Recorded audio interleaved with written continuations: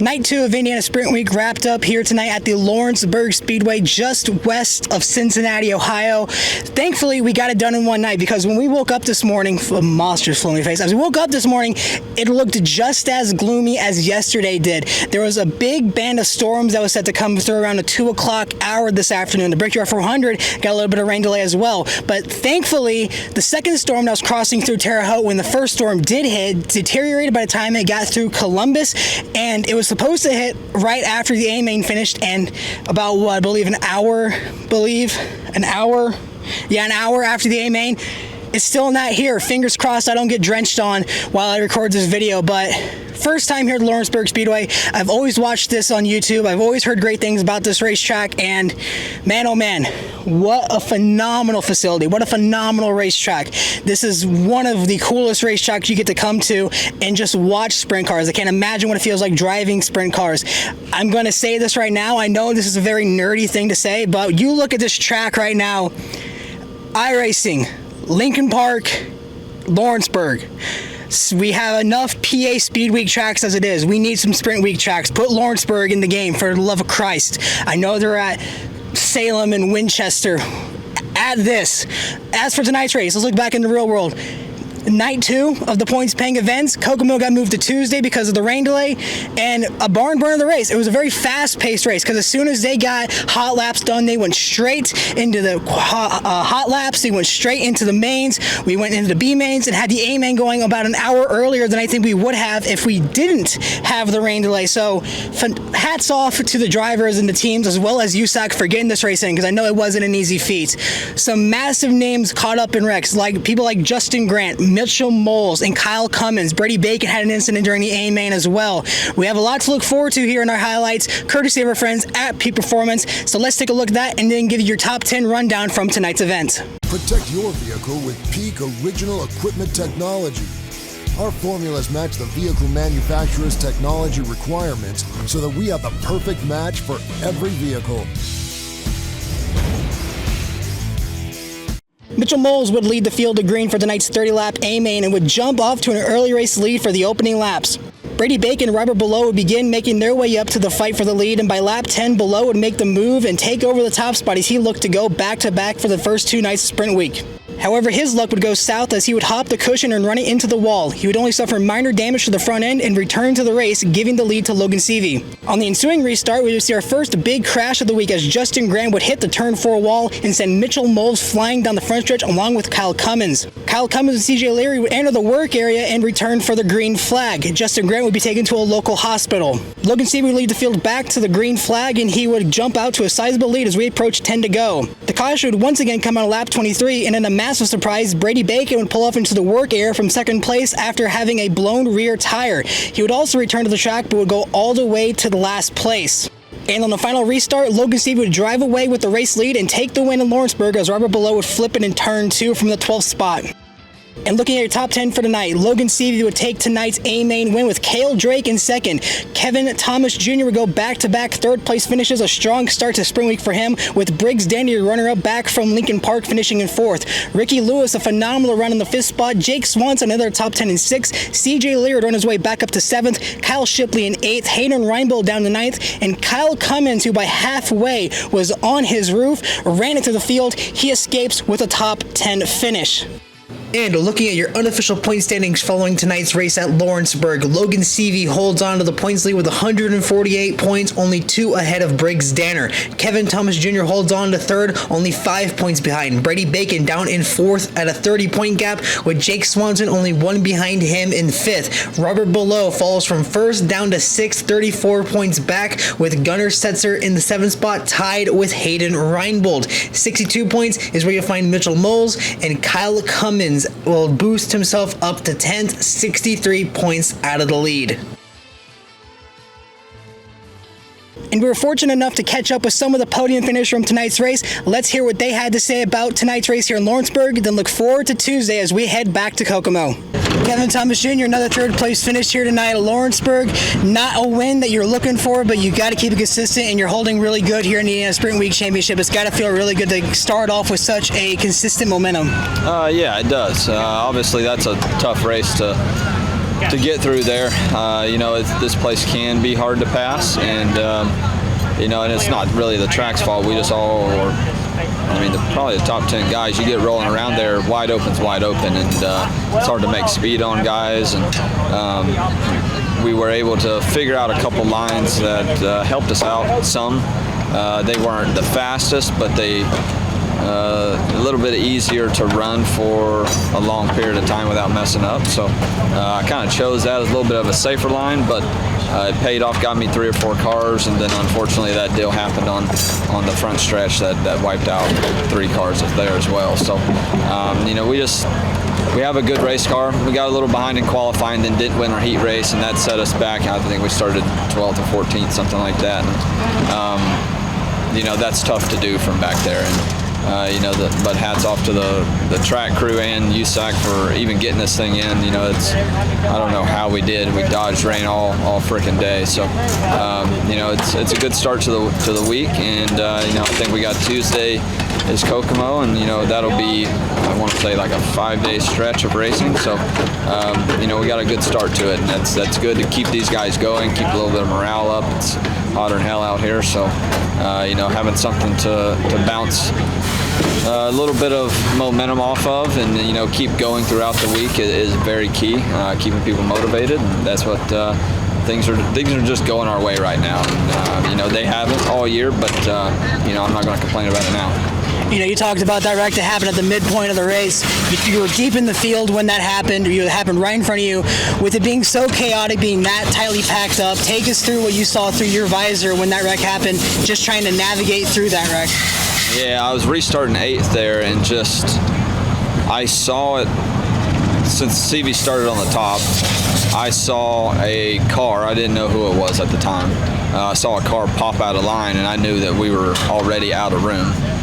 So that was not going to be good. So I obviously lifted and started making sure I could dodge things that were flying. And, one, for myself, but 2, you don't want to hit anybody upside down. And, these are non-wing cars. Cages are open. So you want to be as much as you want to be competitive. Let's have a little bit of respect for the guys that are in the flipping cars. Yep. And, try to dodge them and not hit them. You're not going to gain anything from that standpoint. So the best thing to do is just lay off the throttle there. And luckily we got through there, for our sake. And, we, hung on there to 3rd. And I want to say we had just passed Briggs for 7th or 8th, and then we got that caution, then a red. And we couldn't really do anything with Kale, and had I want to say Brady blew a tire, and with probably, 7 laps to go, and we couldn't do anything with Kale or obviously Seavey. He was gone. But we had a good race car, and we were able to maneuver and move and things that we haven't been able to do here in the past. So I just feel like the changes that we've made have really helped our program. Just be consistent, and it's showing. We got a couple. I want to say we have 4 or 5 podiums here in the last 6 races. So, that's what you're looking for. Obviously, wins will come. That's not really something I worry about. Those things you got to go get them. But this week is not necessarily about who wins the most. It's who's the most consistent. And, we all want that rocking chair. So, you do what you can. Don't put yourself in bad spots, and you'll have a good week. You talked about heading into Kokomo again, the 5 stretches of just absolutely grueling racetracks have to head to finish out this sprint week. You only get 1 off day to really mentally prepare yourself for that. What's the game plan moving forward, as you only not have to say yourself mentally, but physically for the endurance side of this, of having to go through 5 races across the entire state of Indiana? I don't know. I've done it for so long. It's kind of just what I do now. But for the guys that are working on it and sweating their butt off, all day, every day, and keeping those guys pumped up. I'm fairly self-motivating, so I don't need a lot. But when people are down in the trenches with you, you gotta have something to keep them going, and good finishes are the best thing for that. And if we can just keep those going, keep solid runs going, I think it'll be a good week for us. Logan Seavey, first win of Indiana Sprint Week. You start off the weekend strong, had a 5th place back at Lawrenceburg, come back here tonight and you win. Heading into the second week, it's got to feel really good to have this strong of a start for the second half of Sprint Week. Yeah, definitely. This is a place I know when we come to, we've got a great chance to win. And yeah, probably out of the all 8 tracks we were coming to this week, that's probably the one I feel the best about. And yeah, nice to capitalize on it and come out with the win. And yeah, just keep our little streak going. With the second IMS, obviously didn't count for Sprint Week points, which I wish it did now looking back, but it's part of it. And yeah, fit the Putnamville, had a pretty good points night there, and then yeah, quick time and had a decent heat race and then win the feature. So so far, great start to the Sprint Week, and yeah, a few more tracks coming up that I really like. Going to Kokomo and Circle City is another one that's really good to me, and Terre Haute. So yeah, I got a handful of them that I'm really excited about, and yeah, just looking forward to getting back to all these tracks and hopefully continuing what we started this week. And yeah, I don't know where we're at right now in points, probably, I don't know, second or third, and I think KT's having a pretty good start too. So yeah, it's going to be a pretty good battle. I know a few of the guys he expected to be really good had some tough nights, and yeah, like I said, these are nights we got to capitalize and keep going and keep digging and run well. So yeah, really looking forward to the next 5 nights here. You're running up the front all race long, but the way you inherited the lead is now obviously the way you wanted to on that restart, where you saw that massive pile up that involved drivers like Justin Grant and Mitchel. You had a front row seat for that wreck. What was going through your visor, and how did you make it through that accident? I was in front of that actually at the moment, so yeah, no, it's all good. Robert had just crashed, I think, and then I just had inherited the lead from Robert crashing, and yeah, I think I was the leader on that. I was the leader on that start, and I took off on the cushion, and obviously haven't seen anything yet, but I think Justin maybe hit the cushion weird and it launched him into the wall, or maybe something broke on his car or something. But yeah, obviously hit the wall and started the huge crash and took out I don't know, 4 or 5 really good cars. So yeah, not what you want to see. Yeah, I don't know.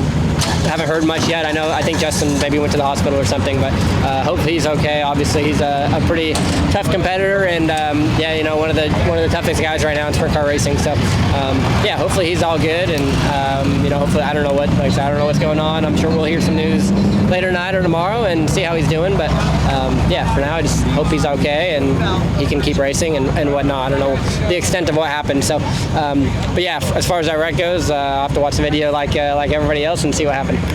You talked about having the 5-race stretch coming up. You're going to be going to Kokomo. You're going to be going to Tri-State, Bloomington, all these massive racetracks.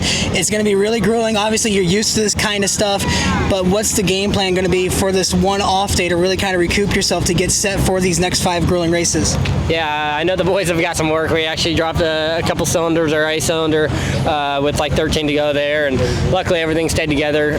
Stand Engines does a great job and puts together great engines, and yeah, it seems like we maybe just had a part failure and dropped a cylinder, but yeah, so they're going to work on getting that to stand and hopefully get fixed so we can keep all of our stuff how we want it and together, and the same cars and the same engines and the same cars that we have right now, and we can continue a good streak that we have going. So yeah, for now I know these guys have got a lot of work. I'm going to probably just do my best to take it easy tomorrow and be prepared as much as I can myself for 5 straight days of racing. I'm lucky to have a bunch of great crew guys and crew chiefs, and we got 2 full-time guys, and we got a bunch of people in town just for this 1 week. So that allows me to take some time off and rest a lot and not have to worry about what's going on with my race car. And I think for me that's an advantage. I'm able to recuperate and just relax and not be out in the heat sweating and stuff like that. So yeah, I take all the little details pretty seriously with my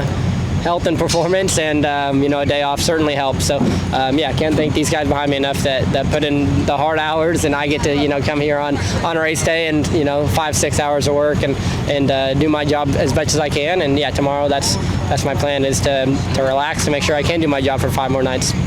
And that is going to wrap up a recap here from Lawrenceburg. Obviously, for my NHRA fans not covering the race this week, I might do a little bit of a highlight tomorrow, but I only have one day off before I had to head up to Kokomo for 5 straight days of racing to wrap up sprint week here. I did watch the opening rounds of eliminations, as well as keep up with highlights that were given to me by my friend and cameraman Kevin. I do want to congratulate all of the winners: Doug Coletta, Austin Prock, no surprises, big surprise, Greg Stanfield. Massive congratulations to him. His return season to a pro stock, escaping Sonoma with his first win in an incredible rounds of eliminations for pro stock. And Richard Gadsden, congratulations, man, on your second career NHRA national event win. Hopefully this is the sign of him starting his campaign for the championship as we head closer to the countdown. I might do a bit of a more update recap video. I need to see how I'm feeling tomorrow.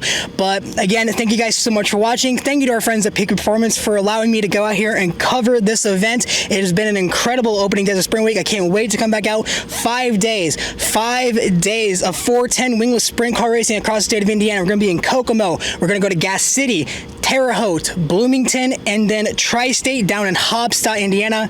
It's going to be a barn burner. Thank you guys so much for watching. Follow me on all social media pages down below. Mighty Mac 03 on Facebook, Twitter, Instagram, and TikTok. And until Tuesday night from the Kokomo Speedway, this has been Mighty Mac. We'll see you next time.